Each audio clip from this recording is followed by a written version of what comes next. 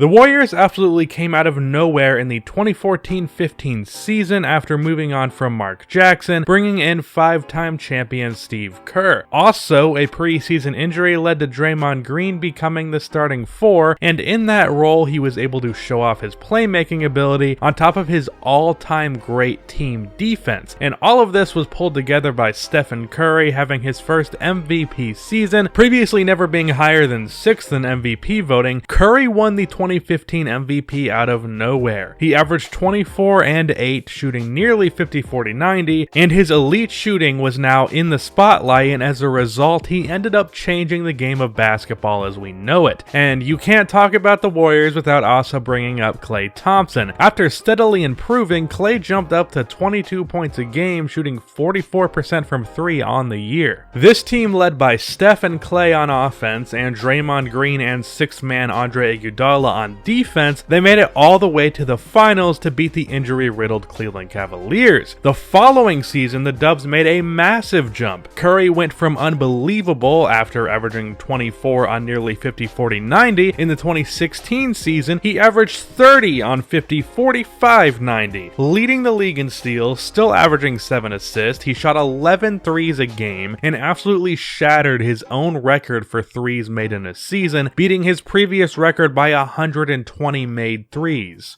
Draymond Green also had the best individual season of his career. He shot well from all over the court, averaged 7 assists a game, and he made the all-defensive first team. This team broke the NBA record for wins, getting 73 wins, though there is no certain evidence that they did win 73 games because everybody was watching Kobe's last game, but I'll take the internet's word for it. But unfortunately, this time around, it was the Warriors that had some injury troubles, and they ended up being the first team in NBA history to blow a 3-1 lead in the finals, losing to LeBron James and the Cleveland Cavaliers. After this tough loss, they managed to sign Kevin Durant, arguably the second best player in the NBA. Then, over the next 2 years, the Warriors were so dominant that they easily won the 2017 and 18 championship. The trio of KD, Curry, and Klay was too much offensively for any team in the league to match, and they were still a dominant defensive team. But in the 2019 season, KD would go down with an injury in the second round versus the Houston Rockets, and when he came back in Game 5 versus the Raptors, he tore his Achilles 11 minutes in. Because of that, as well as Klay Thompson's injury, the Raptors ended up winning the 2019 title. And as was expected, Kevin Durant left in free agency to try and prove himself. Despite winning 2 championships and being a 2-time Finals MVP, people did not respect those rings, so he decided to go to Brooklyn to play with Kyrie Irving. But somehow, even after losing in the finals and losing a superstar, the Warriors still managed to win. They completed a sign and trade with the Nets, landing D'Angelo Russell, who was an all-star last season. But with Andre Iguodala being traded, Sean Livingston retiring, and Quinn Cook joining the Lakers, the Warriors now have a really bad bench, with Klay Thompson being out for most of the year with an ACL tear, and the West getting stronger with AD going to the Lakers and Paul George and Kawhi going to the Clippers. The Warriors are not expected to be the 2020 champions. There are some who would go as far to say that the Warriors won't even make the playoffs. Now, are those people idiots? Yeah. But the people who don't think this team is going to win a title this year have good reason to believe that. As this roster stands right now, we are nowhere near a favorite. Outside of our top 4, this roster gets bad real quick, and Klay is going to be out for 50 games of this season. So it's my job now to get this team a title once again. Now, the first guy I'm going to be looking to trade is D'Lo. I don't feel that he fits well with Curry. He is a ball-dominant scorer. I imagine the hope for the Warriors with him would be that he can replace some of Durant's scoring. Obviously, the production and efficiency wouldn't be as high, but he can fill the role, just not as well. But the difference here is Kevin Durant scored a lot within the flow of the Warriors' offense, getting a pick and pop, moving off ball and finding some space, or immediately taking taking it off of the dribble. In terms of dribbles per game, D'Lo blows Kevin Durant out of the water, because outside of a couple catch and shoot threes a game, D'Lo almost exclusively scores one-on-one, whether it be through ISO or the pick and roll. However, because of the absence of Clay for the first 50 or so games of the year, we are going to need D'Angelo Russell's scoring, regardless of how I feel about his fit in the system. At a certain point, you just need guys that can get buckets. But I do have a trade in mind for when the trade deadline comes around. Clay comes back a few games after the deadline, so he will be able to make up that loss in scoring. Another issue is our small forward position. As of now, we have two options for starters, Alfonso McKinney and Glenn Robinson III. Neither are good options, and as of now, I'm giving Glenn the starting spot simply because he is a better shooter in my eyes. He had a down year in Detroit last year, but overall for his career, he's been an average shooter. Alfonso shot well last year too, but his shot looked very iffy in the playoffs. Both will be getting roughly the same minutes, but it's something that we're going to have to monitor. Ideally, we're able to pull off a trade for a good starting 2 or 3, though we have little assets. I would have liked to get Thabo Sefolosha, but unfortunately the Rockets signed him last minute this year. Another issue to address is our backup point guard spot. I would prefer not to play Andrew Harrison, so instead I'm signing Jeremy Lin, returning to the first team that ever signed him. Also, Kevon Looney will be starting. I just think he's better than Willie Cauley-Stein. So the starting lineup is Steph Curry, D'Angelo Russell, Glenn Robinson, Draymond Green, and Kevon Looney. And our backups are Jeremy Lin, Alec Burks, who I'm hoping can give us some scoring off of the bench,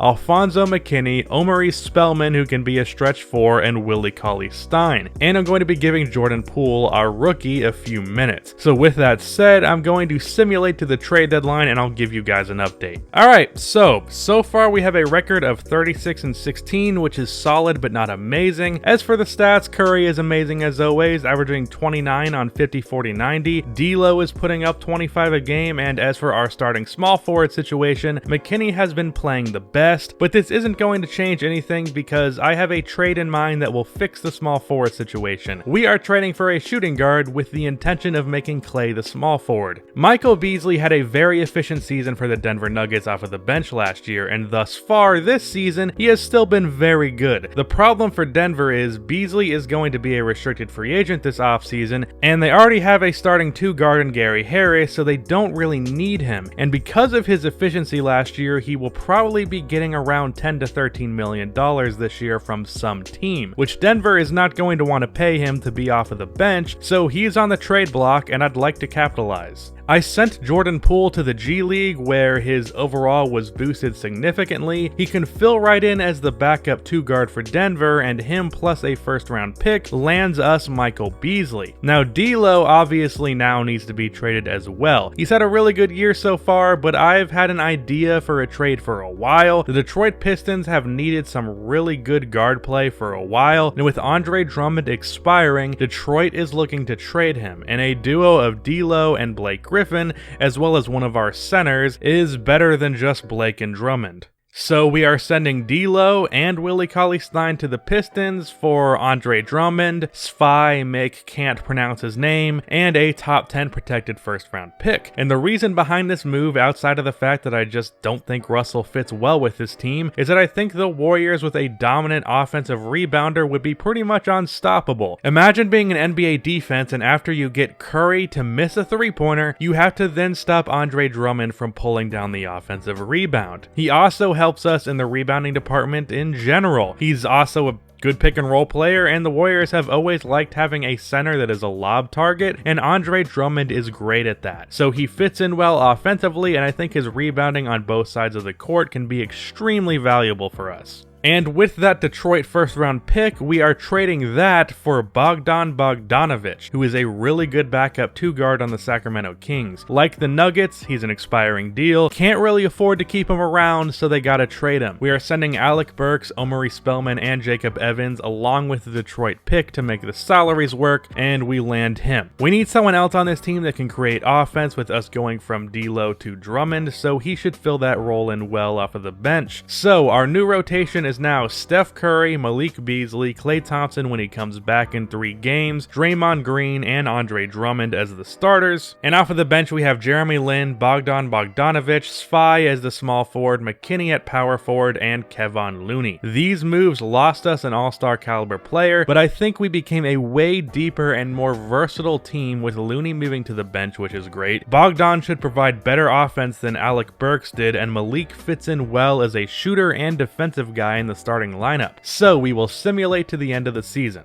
We end the season with a 58-24 record. Curry averaged 30 on 50, 40, 90 for the season, pretty much recreating his 2016 season. Klay averaged 18 on great efficiency since coming back. Beasley put up 12 points per game after joining the team, shooting 46.5% from 3. Bogdan put up 11 off of the bench for us, and Drummond grabbed 16 rebounds a game, 5 of those being offensive while also scoring 14.5 points a game. Curry won the 2020 MVP as I expect him to do in real life, and heading into the playoffs, we have the 3rd seed matching up against the San Antonio Spurs. They're pretty much the same as they were last year, but they do have DeJounte Murray back. He will definitely give Curry some problems, but Klay can handle DeRozan, Beasley can handle White, and Murray isn't a good offensive player. The one concern for me in this series is that Draymond versus LaMarcus Aldridge could be a problem. Aldridge can just shoot over him, so if LA goes off, this series could go further than it should go. But after simulating game 1, we win by 25, Curry drops 38, 7, and 6, and Drummond puts up 31 and 19. LaMarcus did have a big game as I expected, but outside of him and DeRozan, no one was really able to score for the Spurs. And we win game 2 as well. Out of nowhere, Jeremy Lin dropped 23 off of the bench, which we needed because Curry fouled out. And we win in game 3 as well. Curry had a big game again, Draymond had 23 and 10 assists on 10 for 11 shooting.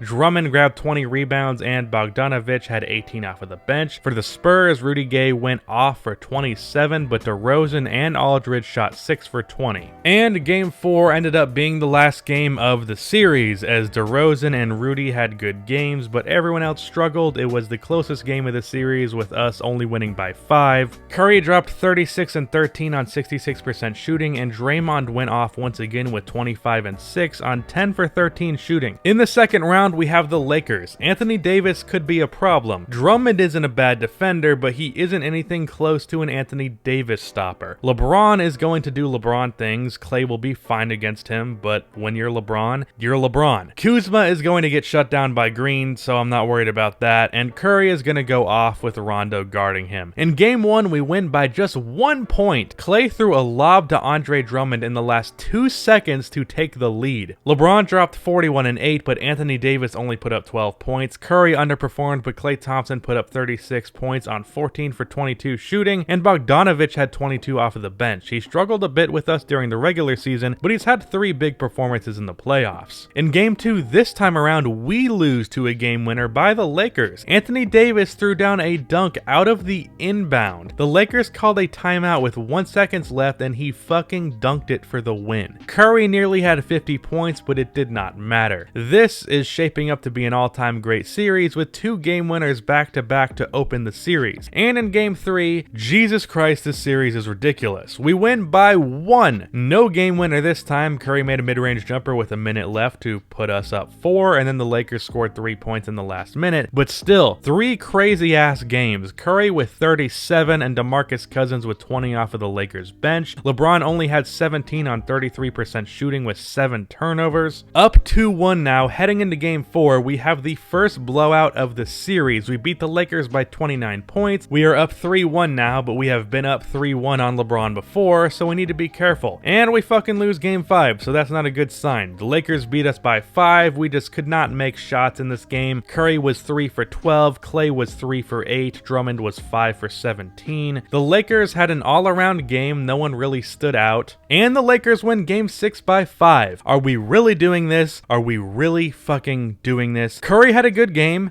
I don't know what's wrong with Klay. He can't seem to hit a shot, and we really need his offense in this series. Draymond Green has also fallen back down to earth. AD and LeBron had average games. We really need to win game 7, or the memes are going to go wild on NBA Twitter. I'm gonna show the simcast on this one, that's how I've been simulating all the other games, and luckily, we pull off the win. Curry said fuck that blown 3-1 lead noise. He puts up 32, Beasley had an efficient game, Klay still sucks, I don't know what's going on. Bogdanovic was good off of the bench again, Drummond grabbed 22 rebounds, and for the Lakers, if KCP is putting up more than twice the points that Anthony Davis does, you're not going to win. Now that we have made it past that scare, we have the Houston Rockets in the conference finals.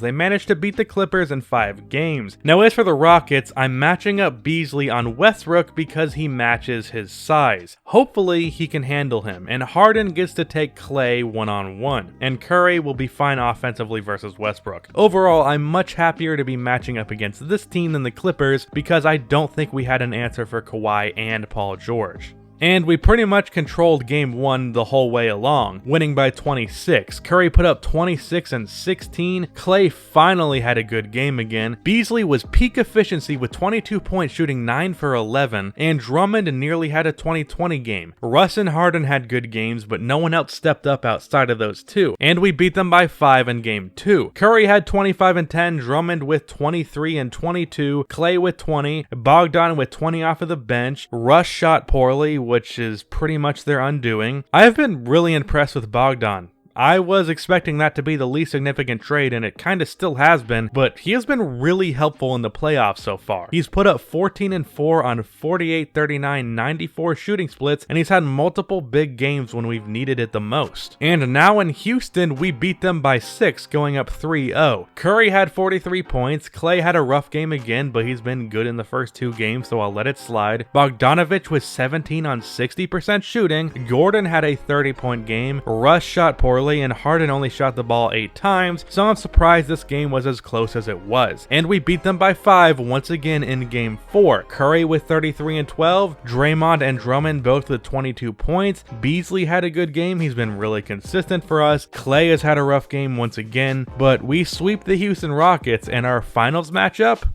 Well, it's the Sixers. Shit.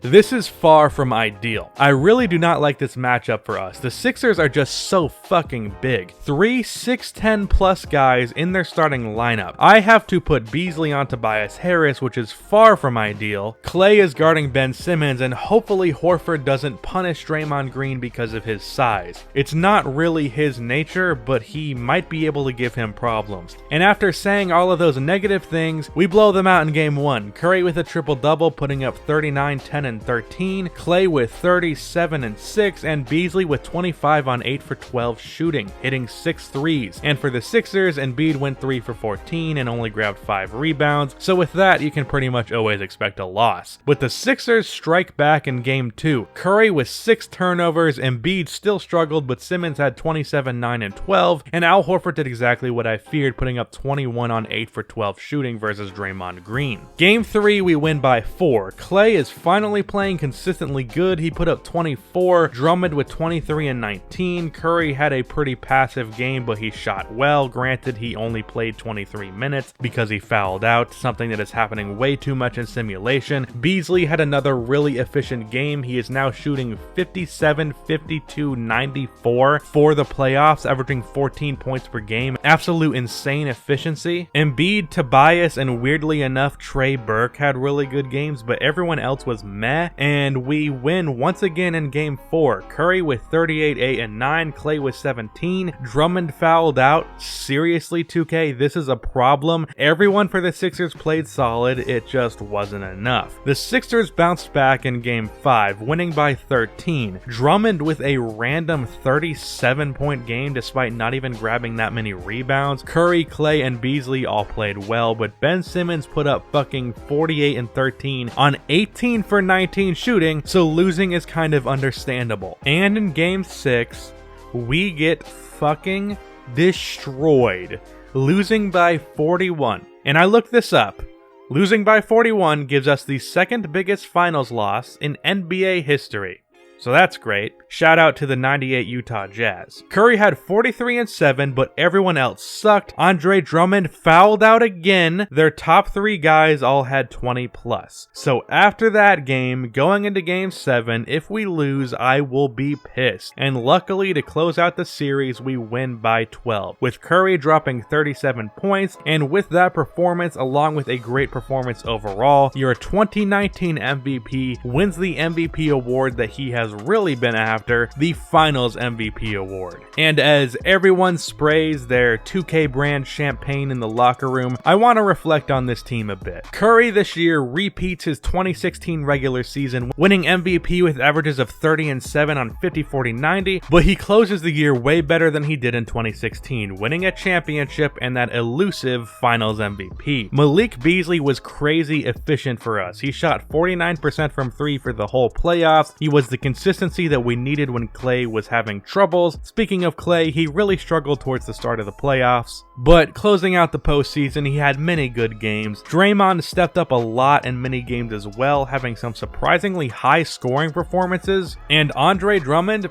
his rebounding was so damn good for us. 15 boards a game, it kept us in a lot of these games. Bogdanovic off of the bench was the steady offensive presence that we needed in the second unit, having multiple big games in the playoffs, and Jeremy Lin was finally able to win a championship that he felt that he deserved, putting up 8 points per game in the playoffs and filling in for Curry when he fouled out versus the Spurs, putting up 22 points to help us get the win. And finally, well, Kevon Looney was cool. Svi and McKinney are not going to get their own retrospective. They played like 6 minutes a game in the playoffs. Anyways, let me know what you thought of this video. I tried to go for a scripted rebuild and it was a lot of work, but it was also really fun at the same time. If y'all enjoyed it and it does well, I might have to do another one on the Bulls. Drop a like if you want to see more. That's the end of this video. Please be sure to like and subscribe for more NBA content like this, and cue the outro music.